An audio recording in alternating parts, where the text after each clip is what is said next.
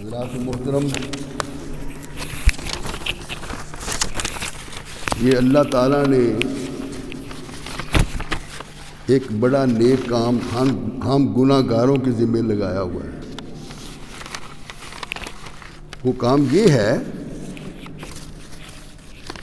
کہ ہم نے نمازیوں کی سہولت کا خیال رکھنا ہے۔ یہ اللہ نے ہمیں توفیق بخشی ہے۔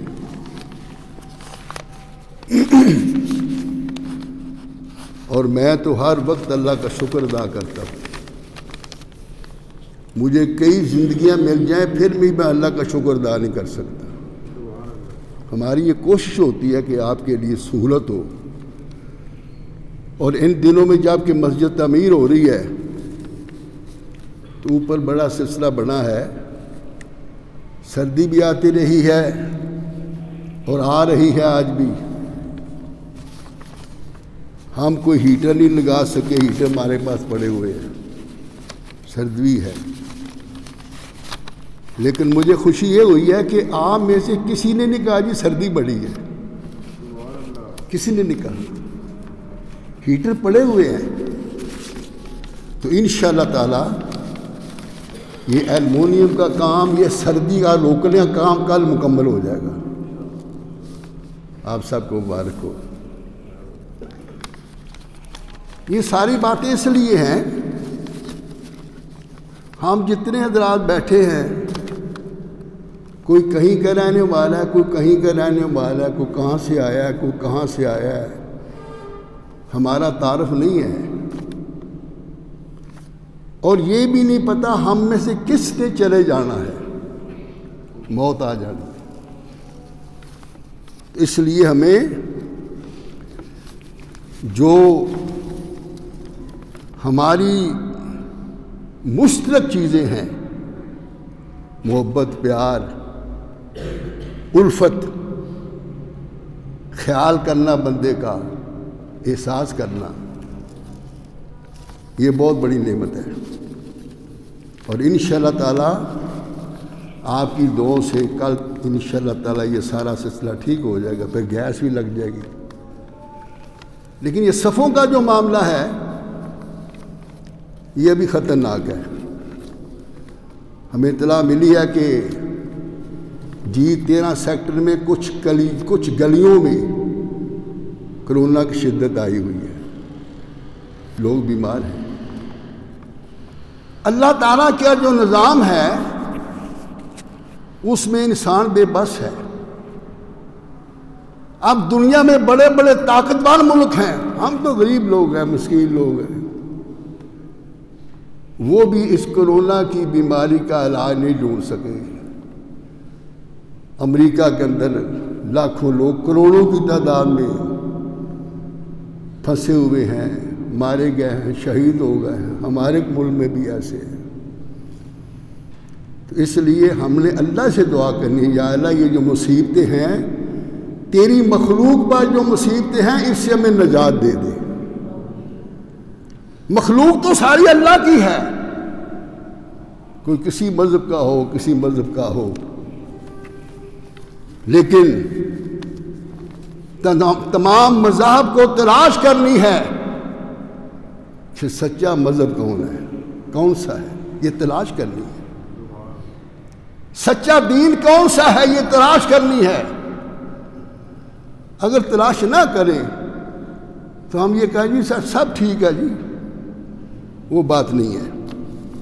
تو لہذا آپ کی دعاؤں سے میں اعلان کرتا رہا کہ یہاں تک پہنچے ہیں۔ اب اللہ کے فضل و کرم سے ہفتے کو اللہ نے چاہا تو یہ معاملہ درست ہو جائے گا، اور اس بیماری سے اللہ تعالی ہمیں نجات دے، ہماری حفاظت فرمائے، اور جو زندگی ہے اللہ تعالیٰ اس کو اپنے اور اپنے محبوب کے ذکر میں گزارنے کی توفیق عطا فرمائے۔ اب میں آپ کو ایک آیت کا ٹکڑا، کیونکہ یہ باتیں میں آپ سے گزارش کرتے رہتا ہوں، حوالے بھی دیتا ہوں، کیونکہ قرآن سارا ہی اللہ کی شان ہے۔ یہ قرآن کے آنے کے بعد پہلی تمام کتابیں منسوخ ہو گئی، ختم ہو گئی۔ یہ اصحاب کہف کا واقعہ ہے، چند منٹوں کی بات ہے۔ سورہ کہف کے اندر اللہ نے بڑا تفصیل سے ذکر کیا ہے کہ وہ جو اصحاب کہف تھے وہ غار میں چلے گئے، وہ سارا معاملہ موجود ہے اس کے اندر۔ اس غار میں وہ لیٹے ہوئے تھے 390 سال، وہ لیٹے رہے، سوئے رہے، سب کے سبحان اللہ، اتنا عرصہ وہ سوئے رہے، لیکن حقیقت میں وہ جاگتے تھے۔ قرآن کہتا ہے وہ جاگتے تھے، اور میں ان کے پاسے بھی پڑھتا رہتا تھا۔ 390 سال کے بعد وہ اٹھے، وہ بڑا لمبا واقعہ ہے، لیکن اللہ کی شان دیکھیں کہ وہ جو اصحاب کہف ہیں وہ نبی نہیں ہیں، وہ نبی کے فالوورز ہیں، وہ اپنے نبی کے عاشق ہیں۔ اپنے نبی کے دین کو بچانے کے لیے ظالم بادشاہ کے خلاف انہوں نے ہاتھ اٹھائے، مخالفت کی، وہ چھپ گئے جا کر غار میں۔ تو اس چھوٹے سے ٹکڑے میں اللہ تعالیٰ کہتا ہے کہ وہ واقعہ جو اصحاب کہف کا ہے وہ کب کا ہے؟ وہ تو لمبا چوڑا ہے، صدیاں گزر گئی ہیں، لیکن جب اللہ تعالیٰ گفتگو کرتا ہے وہ میں ایک ٹکڑا پڑھتا ہوں۔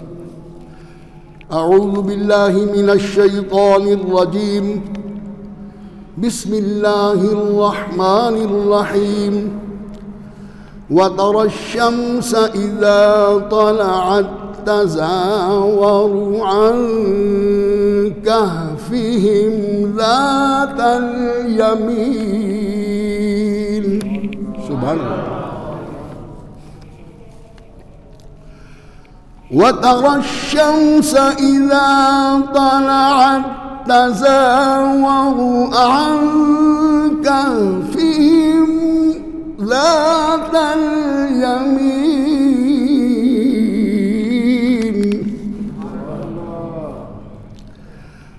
وترى الشمس إذا طلعت تزاور عن كهفهم ذات اليمين،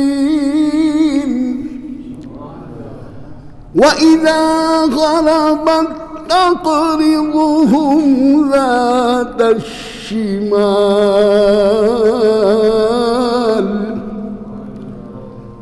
وهم في فجوة منه، صدق الله العظيم، وبلغنا رسوله النبي الكريم، إن الله وملائكته يصلون على النبي يا أيها الذين آمنوا صلوا عليه وسلموا تسليما۔ تمام حضرات نے کر پڑھیے، صلی علی نبینا، صلی علی محمد، صلی علی حبیبنا، صلی علی محمد۔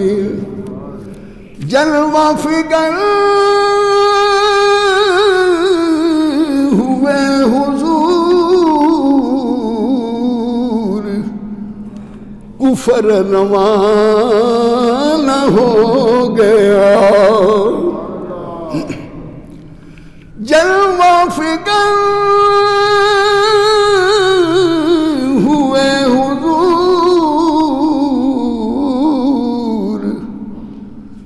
کفر روانہ ہو گیا، اور جس کے حضور ہو گئے اس کا زمانہ ہو گیا۔ پڑھیے صلی علی نبینا، صلی علی محمد۔ یہ جو میں نے ایک آیت کا ایک حصہ پڑھا ہے، سورہ کاف کی 17 نمبر آیت ہے۔ اس میں اللہ تعالیٰ کہتا ہے وَتَرَى الشَّمْسَ، اے میرے محبوب تم نے سورج کو نہیں دیکھا؟ وَتَرَى کے میں نے دیکھنا، آپ نے سورج کو نہیں دیکھا؟ جب نکلتا ہے سورج تو ان کی غار سے داہنی طرف پچ جاتا ہے۔ اصحاب کہف کی جو غار ہے جس کے اندر وہ آرام کر رہے ہیں، سوئے ہوئے ہیں، وہ دائیں طرف سے اوپر سے ہو جاتا ہے، اوپر سے نہیں گزرتا۔ یہ قرآن کی آیت ہے۔ اے میرے محبوب تم نے سورج کو نہیں دیکھا؟ یہ تو صدیوں پہلے کا زمانہ ہے۔ تو اللہ تعالیٰ کہتے ہیں میرے محبوب تم نے سورج کو نہیں دیکھا؟ تم نے سورج کو نہیں دیکھا؟ ظاہری زندگی حضور کی اس وقت نہیں تھی، لیکن اب کہتے ہیں میرے محبوب تم نے سورج کو نہیں دیکھا۔ اس کا مقصد ہے کہ حضور سورج کو دیکھ رہے تھے، وہ موجود ہیں۔ اس کے بہت سے حوالے ہیں، یہ قرآن کی آیت کو دیکھیں جس طرح اللہ تعالیٰ کہتا ہے الم تر کیف فعل ربک باصحاب الفیل، اے میرے محبوب تم نے اصحاب فیل کو نہیں دیکھا؟ ان کے ساتھ کیا ہوا تھا؟ الم تر، کیا تم نے نہیں دیکھا؟ اس کا مقصد ہے کہ حضور ہر لمحہ اللہ تعالیٰ کی طرح حاضر ناظر ہیں، موجود ہیں۔ اے میرے محبوب تو نے سورج کو نہیں دیکھا؟ سورج کو نہیں دیکھا، جب نکلتا ہے تو ان کی غار سے دائیں طرف ہو کر نکلتا ہے، اس لیے کہ اس غار کو گرمی نہ لگے، سورج کی شعاؤں سے گرمی نہ لگے۔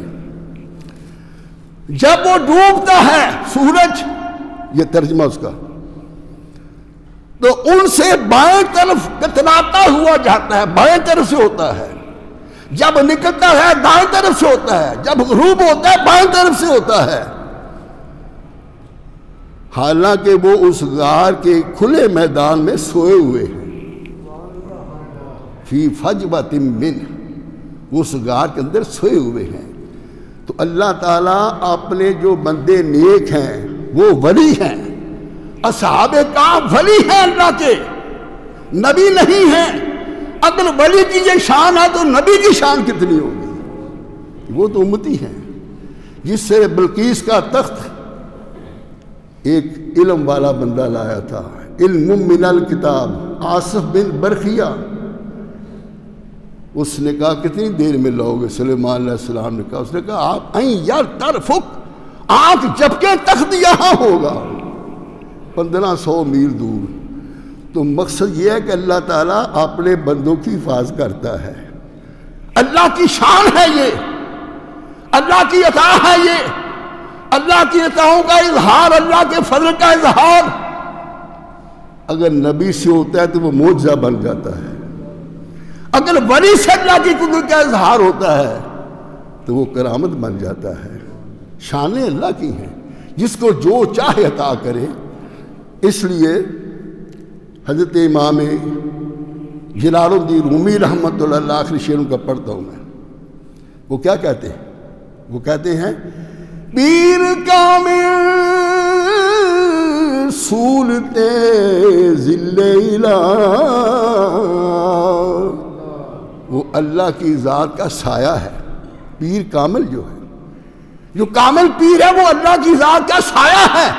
رب کہتا ہے جب میں اپنا ولی بنا لیتا ہوں، اس کے ہاتھ بن جاتا ہوں جس سے وہ پکڑتا ہے، اس کی آنکھیں بن جاتا ہوں جس سے دیکھتا ہے، اس کے قدم بن جاتا ہوں جس سے چلتا ہے، اس کے اندر وہ میرے اندر گم ہو جاتا ہے، میری صفات کے اندر۔ تو میں اتنا خوش ہوتا ہوں، اس کو میں یہ کرامہ دیتا ہوں۔ پیر کامل صورت ذل الہ، او یعنی دیدے پیر دیدے کبریا، ان کی آنکھیں اللہ کی آنکھیں ہیں۔ یہ سارا قرآن بھرا ہوا نا، ما رمیت اذ رمیت ولکن اللہ رمی، یہ پتھر آپ نے نہیں پھینکے، میں نے پھینکے، ان کے ہاتھ کے اوپر تیرا ہاتھ نہیں میرا ہاتھ ہے۔ تو مقصد یہ ہے کہ اللہ تعالیٰ اپنی شانیں دکھاتا ہے تو ہمیں قرآن کو پڑھنا چاہیے۔ میں ہمیشہ عرض کرتا ہوں قرآن کو صحیح پڑھنا ہے، انشاءاللہ تعالیٰ اب ہم کلاس شروع کریں گے، یہ سارا سلسلہ بن جائے، پھر ایسی ہم انشاءاللہ تعالیٰ اس میں قرآن کے حفظ کی، نازلہ کی، تجوید کی کلاسیں شروع ہوں گی، آپ خوش ہوں گے، وہ ایسی مضبوطی اس کے اندر ہوگی، جگہ بہت بن گئی ہمارے پاس۔ تو اللہ تعالیٰ ہمیں اپنے نیک بندوں کی عزت و احترام کرنے کی توفیق عطا فرمائے، اور اولیاء کرام کی ان کی کرامات کو ماننے کی توفیق عطا فرمائے، انبیاء اور رسولوں کا احترام کرنے کی توفیق عطا فرمائے۔ وآخر دعوانا ان الحمدللہ رب العالمین۔ سنتیں ادا کر لی۔